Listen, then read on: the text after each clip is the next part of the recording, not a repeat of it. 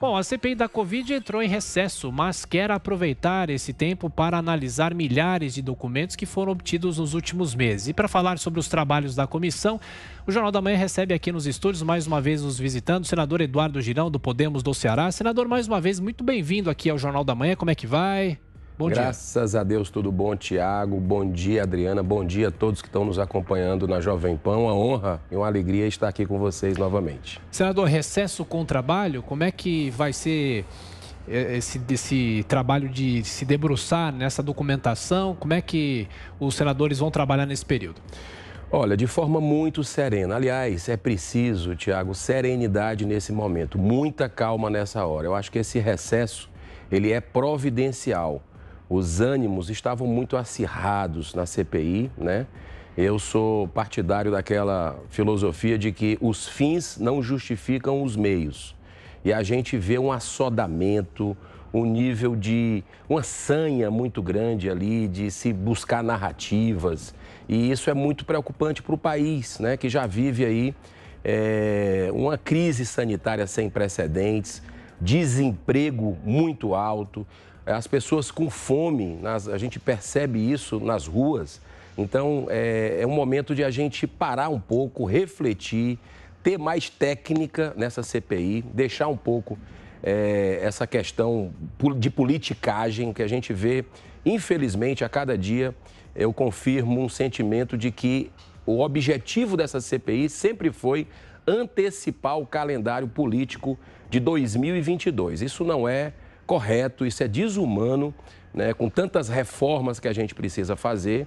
Ela foi prorrogada agora por 90 dias. Eu espero que nesse período aí de 15 dias, onde a gente vai poder analisar documentos, cruzar dados, mas também que haja uma reflexão entre os parlamentares que compõem a CPI, no aspecto de buscar um caminho com mais foco, né? Porque a CPI ela vem andando em círculos e patinando nessa ânsia de desgastar, né, o governo, que eu vejo que tem equívocos, né? Todos os governos têm equívocos, mas ao mesmo tempo eu percebo assim algo com um viés totalmente politiqueiro. Isso não é saudável para o país.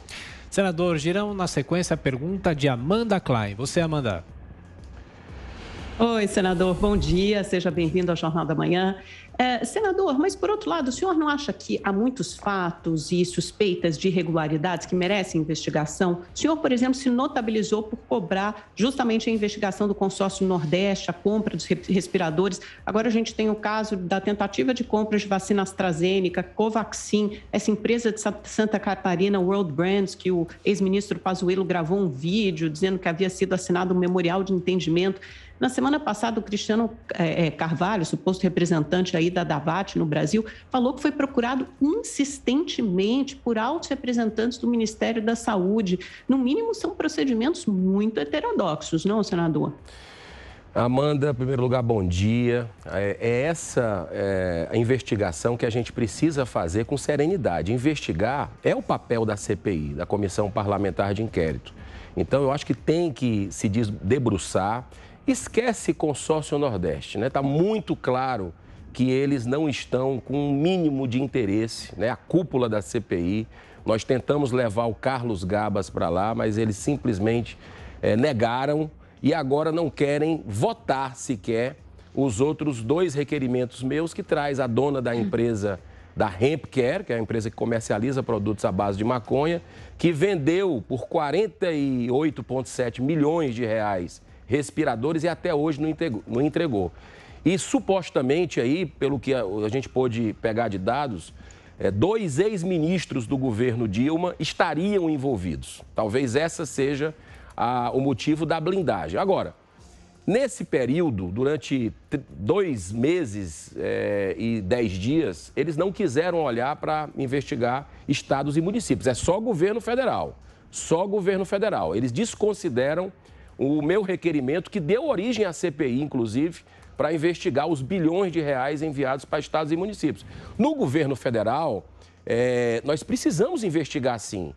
Estamos ouvindo durante esse tempo todo e particularmente, eu aprovei todos os nomes para virem à CPI, quebras de sigilo, para que a gente possa efetivamente pegar alguma, Amanda, materialidade com relação a isso. Até o momento não se conseguiu materialidade, né? Compras não foram feitas. O que a gente viu foi um grande esquema internacional.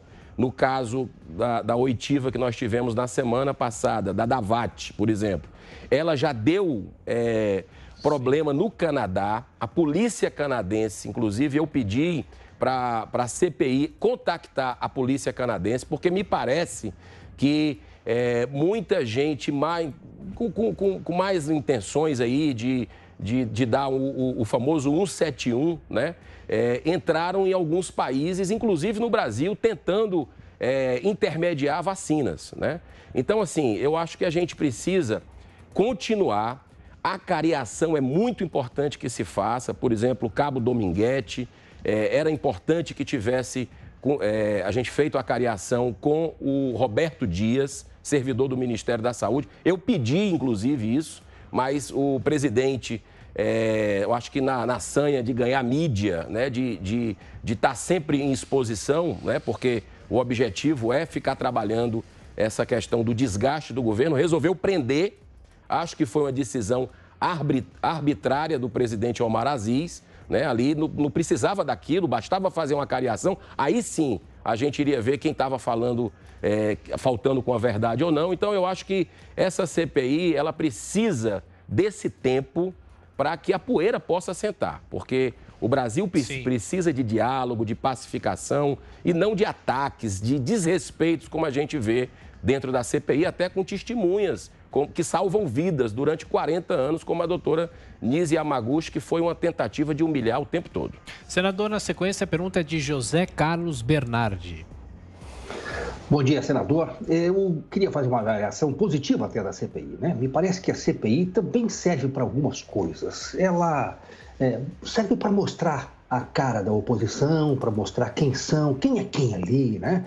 Nós tivemos contato com uma ficha corrida de alguns senadores, nós conseguimos conhecer mais intimamente nas suas condições políticas, o Omar Aziz, o próprio Randolph, os outros integrantes do G7, o Omar Aziz, nós conhecemos inclusive a sua família. Olha que coisa bacana, o Brasil conseguiu conhecer quem são os 3 irmãos de Omar Aziz, quem é a esposa de Omar Aziz. Nós conseguimos rememorar as namoradas de Renan Calheiros, nós conseguimos ter contato com algumas coisas que, se não tivesse isso, nós talvez ficaríamos no vácuo.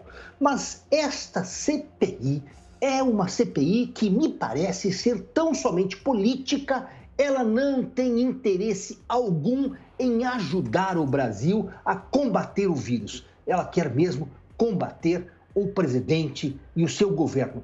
Não seria isso, senador? Olha, muito interessante a sua análise. Eu acho que tudo que está oculto está sendo revelado. Isso é muito positivo, né? É aquela coisa da ferida, né? Onde precisa sair o pus, né?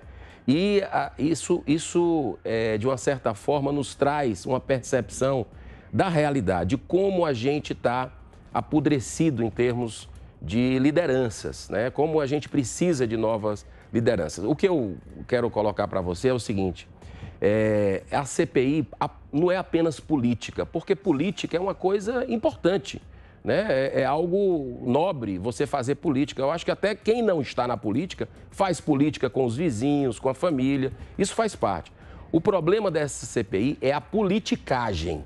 Ela é uma CPI, infelizmente, digo isso, sou titular, estou lá dentro, tentei ser presidente para evitar que o relator fosse o Renan Calheiros, porque ele tem conflito de interesse flagrante, tem um filho que é governador. Como é que vai investigar o Estado? E o interessante é que no dia que a gente foi votar o ex-ministro Carlos Gabas, né, que é o diretor desse tal consórcio do Nordeste, para mim, até agora, o símbolo nacional de corrupção dessa pandemia, escandaloso que acontece ali dentro. E no dia que a gente foi votar, eu lembrei que o senador Renan Calheiros, o relator, colocou no Twitter, no dia 23 de abril, que iria se declarar impedido de votar qualquer coisa relativa ao seu estado na CPI.